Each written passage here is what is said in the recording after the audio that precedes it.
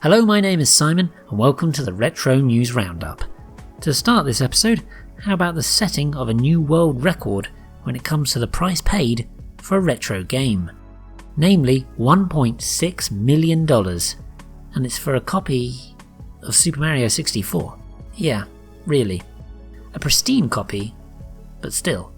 That's certainly a tall mountain of stone cold cash.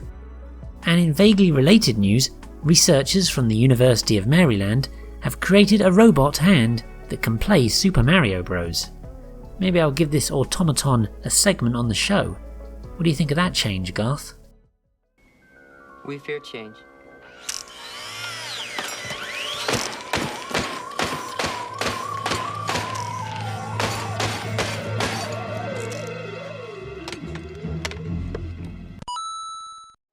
Let's start with the Switch's eShop, which received a quartet of Arcade Archive titles, specifically Raiden, Sea Fighter Poseidon, Darwin 4078, and Vendetta.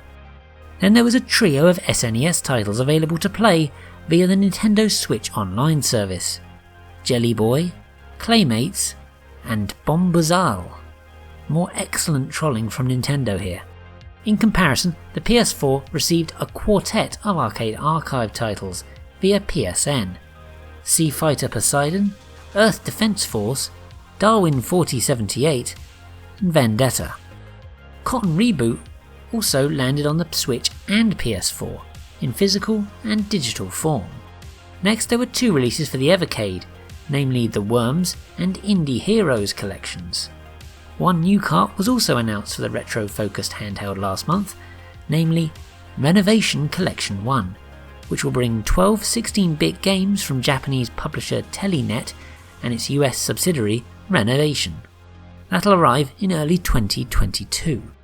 And to round off this segment, Amiga platformer Lionheart was ported to the PC. A superior rechargeable battery for the Game Boy Advance SP is now available. One will cost you around £10 and can be found via the link in this video's description.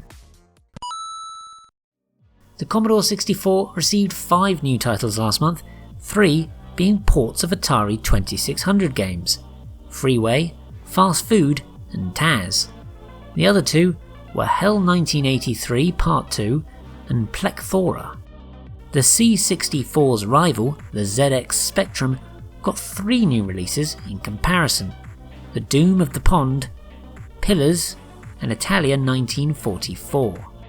In related 8-bit news, the MSX got a pair of new titles: Raven and SOLO.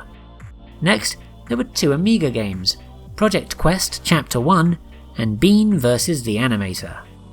Then to round off this section, New Pocody waited for the Commodore Plus 4, Turbo Tomato catched up to the Amiga 500 and CD32, Dr. Roland was diagnosed with Amstrad CPC, Slow Mo dug up to the NES, Flob spat onto the Atari XL-XE, and finally a demo of Capitan Sevilla 3D strode towards the Virtual Boy.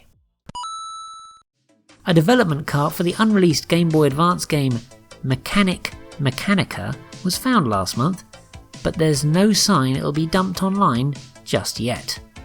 Stay tuned.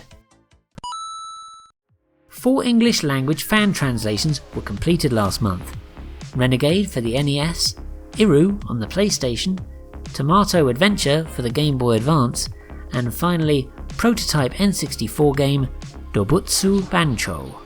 Yeah, it's that game shown at Space World 2000. Man, I feel old. That's all for this episode then, but thanks so much for watching. Your support is hugely appreciated. A playlist of all the retro wave tunes you've heard in the background can also be found right here. In any case, please don't forget to like, comment, share, subscribe, and please do stay safe. So you finally realized, huh? Luna, if you will.